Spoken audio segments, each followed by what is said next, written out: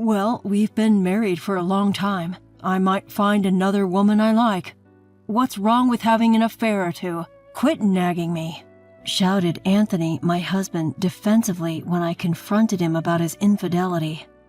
"Instead, prepare for Christmas. You've bought the Christmas decoration and the cake, haven't you?"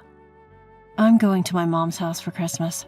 Upon hearing that, Anthony pulled out a folded piece of paper from the cabinet drawer and forced it into my hand. "What? If you're leaving me, it's a divorce. Look, here's a completed divorce application." When I opened it, it was indeed a divorce application with Anthony's name on it. "Why do you have something like this prepared?" "The woman who you call an affair woman, she's the only one I truly love." "Oh, so that's how it's going to be. Caught having an affair with a woman 20 years younger, and now he's doubling down." In a fit of rage, I signed the divorce application with larger letters than usual. The unstoppable tears are not from sadness. I'm just incredibly pathetic for being with such a man. Well then, I have to make Anthony experience something worth crying over. I packed my stuff, left the house, went straight to the after-hours window at the town hall, and submitted the divorce application. Anthony was thoughtful enough to not only put his own name on the divorce application, but also prepared a witness. What's more, it seems that woman he's having an affair with is the witness. He's really making a fool out of me. As I left the town hall, I kicked a stone lying at my feet with all my might and started walking. I'm Margaret, a 55-year-old housewife working as an administrative assistant at an insurance agency. My only daughter, Tasha, is already married and lives in an apartment in the same town. I've been living with my husband, Anthony. When Tasha graduated from her 2-year college, Anthony quit his job and has become what he calls a day trader, and has been living an aimless life for a decade now. I don't know whether he's making any money or not doing anything, but he's barely contributing to living expenses these days. It was I who supported Anthony while working and feeling bitter about him. And the result is this affair and divorce application. Until Tasha graduated from the 2-year college, Anthony was a normal husband working at a financial institution. He did not do any housework, but he went to work in the morning and came home at night. He had overnight business trips once a month, and he had company parties or entertaining evenings once a week. He wasn't a heavy drinker nor a spendthrift. He was just an ordinary husband you might find anywhere. But looking back now, I suppose there were signs of strangeness, even back then. Given his line of work, I assumed business trips and client entertainment were par for the course, but it's possible that he was having affairs on some of those days. His one flaw as an otherwise ordinary husband was his fondness for women. My friend just got a job at the same company as Dad.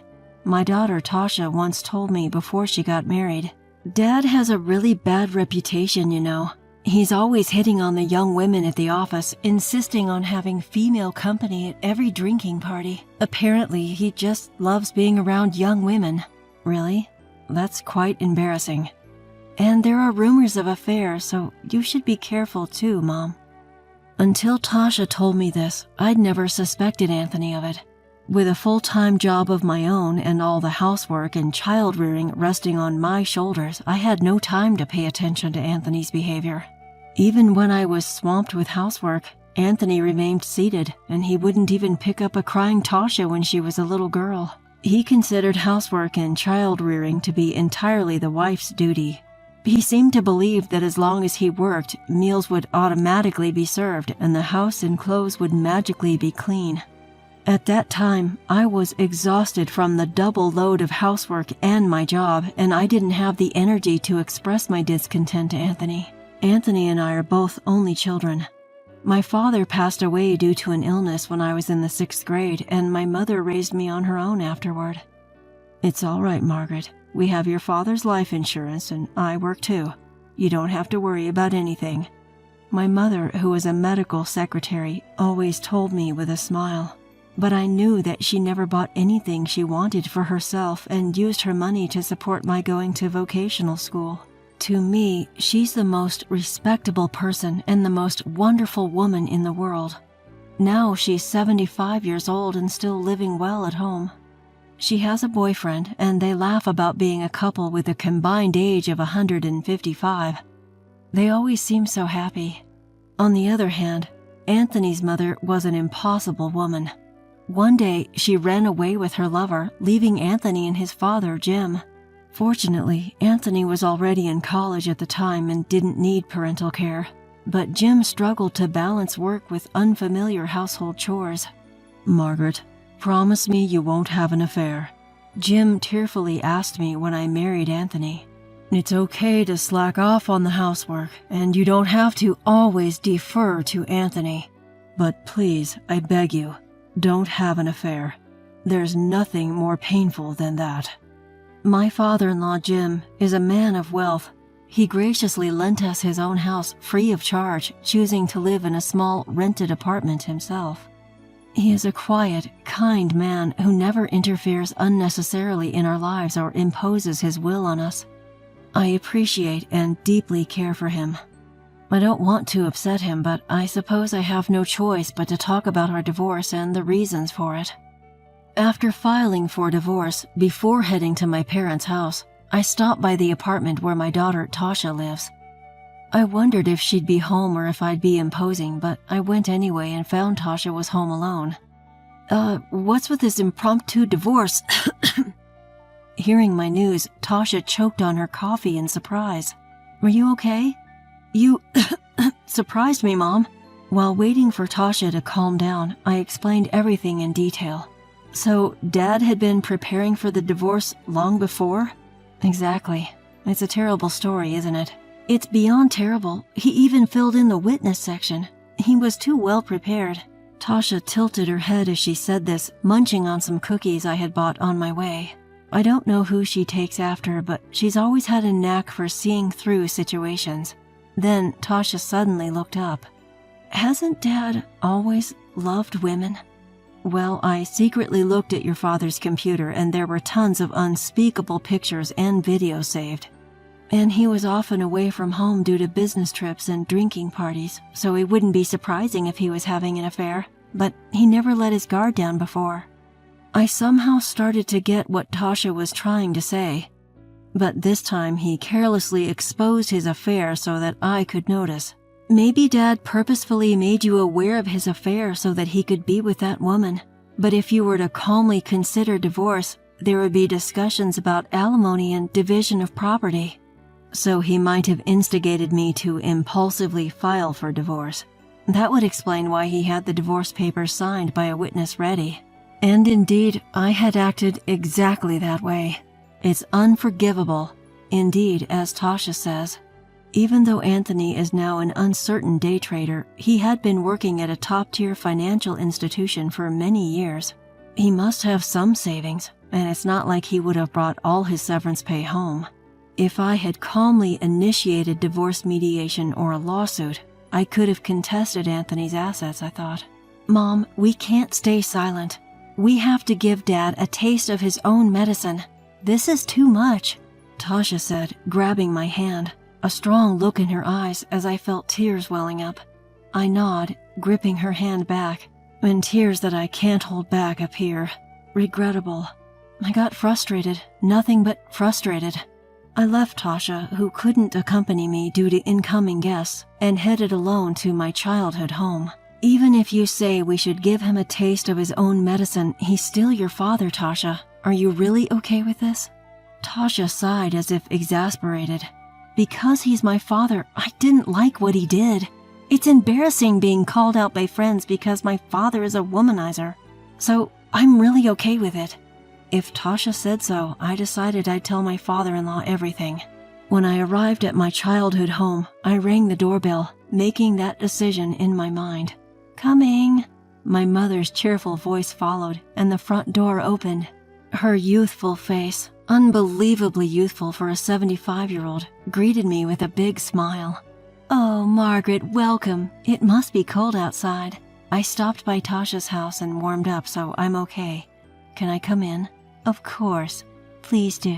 "You've been enjoying your time with Jim, haven't you? Sorry for the intrusion." Apologizing to my mother, I entered the house and headed to the living room. A small, warm house I've known since childhood, and now it's where my mother nurtures love with her special person in their twilight years. When I entered the living room, he was reading some brochure at the table. "Hello, Jim." When I called out, he looked up and smiled broadly. "Oh, Margaret, I thought you'd be preparing for Christmas around this time, but have you finished already?" Yes, my mother's lover is my father-in-law, Anthony's father. It seems they both had feelings for each other for a long time, but due to their positions as parents-in-law, they suppressed those feelings. However, now in the last stage of their lives, they told me they finally decided to be honest about their feelings for each other. Anthony still doesn't know about this. Jim, as I look at my father-in-law's calm face, which doesn't resemble Anthony's much, I begin to weep uncontrollably. "What's the matter, Margaret?" Jim says, his face changing with concern. My mother, who had been carrying a tray with a teacup on it, must have been startled when she saw me crying. She hastily set the tray on the table and helped me to sit down. "Jim, Mom, I filed for divorce at the city hall before coming here." Tears streaming down my face, I told them everything that had happened. The person most shocked by the news was probably Jim. "Anthony, having an affair of all things. Margaret, I'm truly sorry," he said after listening to my story, deeply bowing his head to me. "It's not your fault, Jim. You don't have to apologize." I had always told him that having an affair is the one thing he must not do, with his mother having run away with another man. I thought Anthony understood that. Jim muttered, looking pained. Then he picked up his smartphone from the table. Despite being 80, he was better at using a smartphone than I was. "I'll call Anthony here. We need to talk. Leaving you without a penny after having an affair, I won't allow him to just get a divorce like that." Jim stood up and quietly left the living room. My smartphone rang a few minutes after he left. It was Anthony. I declined his call, but he called back almost instantly. After his relentless attempts, I finally answered the phone on the 12th ring. "What the hell, Margaret?" Anthony was clearly upset. "Dad called me super angry and told me to come to your parents' house right away. That's because of the divorce papers I filed at City Hall. But why at your parents'? Why did you call Dad there?" Anthony, who didn't know about Jim and my mother, was understandably confused. "Anyway, you better come quickly. You know how much Dad despises infidelity, right?" "You told him I cheated?" "It's the reason for our divorce. I had to tell him." Anthony is probably wary of upsetting his wealthy father-in-law, Jim, who's been generously letting us live in his house for free. Even though Jim is incredibly spry for his age, Anthony is conscious of Jim's fortune. "Is Tasha at your parents' house too? And your mother-in-law?" "They're both here, along with Jim, of course." Upon hearing that, Anthony told me he'd be on his way over and hung up. He must be feeling uneasy knowing that Jim is aware of his infidelity.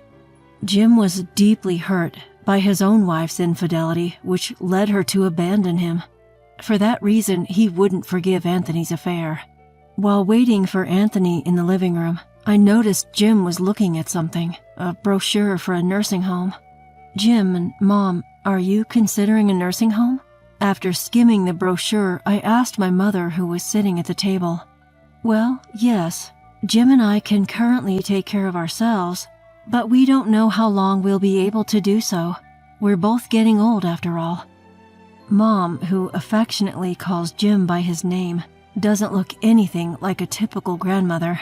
"So we are currently researching various nursing homes that could accommodate both of us. It's so lovely that you two are so close. Seeing you so happy makes me happy too. But now we have a big worry. Margaret, you're suddenly getting a divorce." As Mom looked troubled and we continued to chat, Jim came back, holding a piece of paper in his right hand. I was about to ask what it was when the doorbell rang. "That must be Anthony. Don't worry, I'll get it." With resolve, I stood up and went to answer the door. "What is this?" The moment he saw my face, Anthony's expression turned grim. "Can't believe you told Jim about my affair. And why here at your parents' house?" You'll understand once you get inside. Come on in, okay? I would have done that even if you hadn't told me to.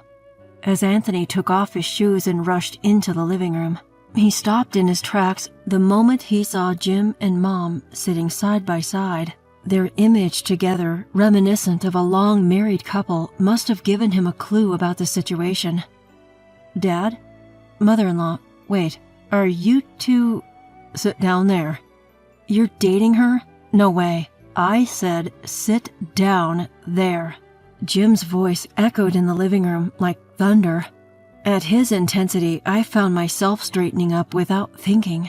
When usually calm Jim gets angry, he's this terrifying.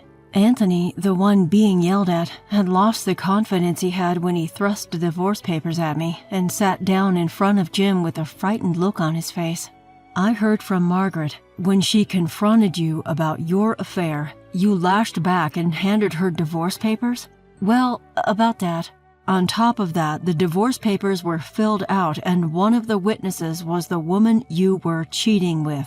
Is that true? Well, it was just the way things went, or a difference in perception. I'm asking if it's true. Stop beating around the bush and answer me. Again, Jim's voice thundered. Flustered, Anthony mumbled a small, "It's true. I'm sorry." Anthony, after you claimed to be hurt by your mom's affair, how could you do the same thing to Margaret? Moreover, having divorce papers ready and forcing her to file them? I just handed her the papers. I never thought she would actually file. You think that excuse is going to work? Do you have any idea how much your actions hurt Margaret? Jim said this as he spread out a piece of paper he had brought with him on the table. It was a blank marriage certificate. I wondered whether Anthony had brought it with him or if it had been with Jim from before. Anthony, as you might have guessed, I've been dating Margaret's mom.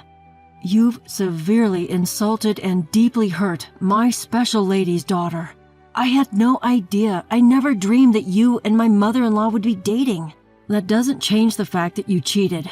Jim cut off Anthony's excuses and started speaking like a judge handing down a verdict. I'm not helping you anymore. The house I'm lending you for free, I'm going to sell it right away. Find an apartment and move out immediately. No way! I don't have the money to rent an apartment. Aren't you making money day trading? Besides, whether you have the money or not, I'm selling that house right after Christmas, so you can't stay there anymore. But Anthony looked down for a moment, but then he noticed the marriage certificate on the table and looked up. His expression was different than before, filled with anxiety. What's that marriage license for? Surely you're not thinking of getting married. That surely is exactly what we're thinking. We're getting married. But if you do that, the inheritance I'd get from you will be halved. Anthony blurted out reflexively, then in the next moment gasped and covered his mouth. He must have realized he misspoke. But once a word is spoken, it can't be taken back. What did you just say? I decided to seize the opportunity to corner him. Your dad has always been so supportive of us, and he's been generously lending us this house for so long. Yet when he tells you he's getting remarried, you're worried about your inheritance decreasing? That's just too much. Exactly, I can't forgive what you've done to Margaret either. Until then, my mother had been silent, but she joined the conversation. Anyway, start looking for an apartment and move out. That house belongs to your dad, and if he says he wants to sell it, we can't argue with that. But I can't afford to rent two places, one for me and the other one for... Anthony muttered under his breath, then clamped his mouth shut again. But I had clearly heard what he said. Rent for him and the other person? Anthony, are you paying rent for your mistress too? My father-in-law unleashed what felt like the loudest roar of the day. I'm sorry. You've been neglecting your contributions to the household expenses and you've been doing this? That's too much even for you. It's an insult to both Margaret and Tasha. It wasn't just my father-in-law, but my mother also turned red with anger. I felt so angry, I thought I was going to be sick. I've had enough.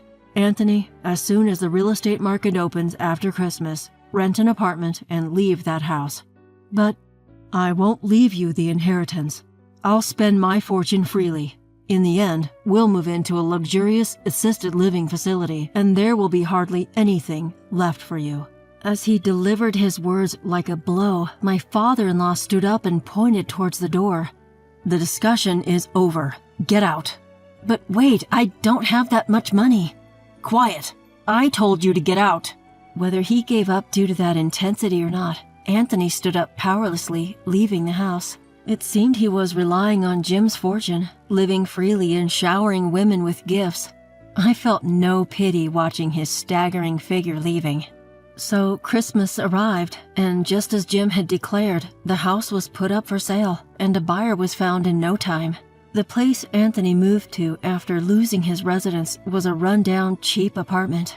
Apparently, for the past 10 years, he had been living off his retirement savings without making any serious attempts at day trading. He must have thought he'd live off Jim's fortune eventually, once it was inherited. Once he couldn't pay the rent for his mistress anymore, Anthony was dumped in no time. Seems like he was luring women by dangling his supposed inheritance in front of them. Indeed, the end of the money marked the end of the relationship. Now Anthony is living a solitary life, working multiple part-time jobs. Jim sold the house and paid me all the money as compensation. I used that money to buy a small but comfortable condo where I now live comfortably. I have a pretty fulfilling life, inviting friends over for meals on my days off or visiting my parents' house and Tasha's place. On the other hand, my parents officially submitted their marriage certificate and became a real couple. The meaning of the term dad has changed for me. Perhaps being aware of that, my dad now casually calls me Margaret. Seeing my mom, who had worked so hard to raise me, smile happily is truly a joy. From the bottom of my heart, I wish for my parents, clutching onto this great happiness they found in their twilight years, to live out peaceful days.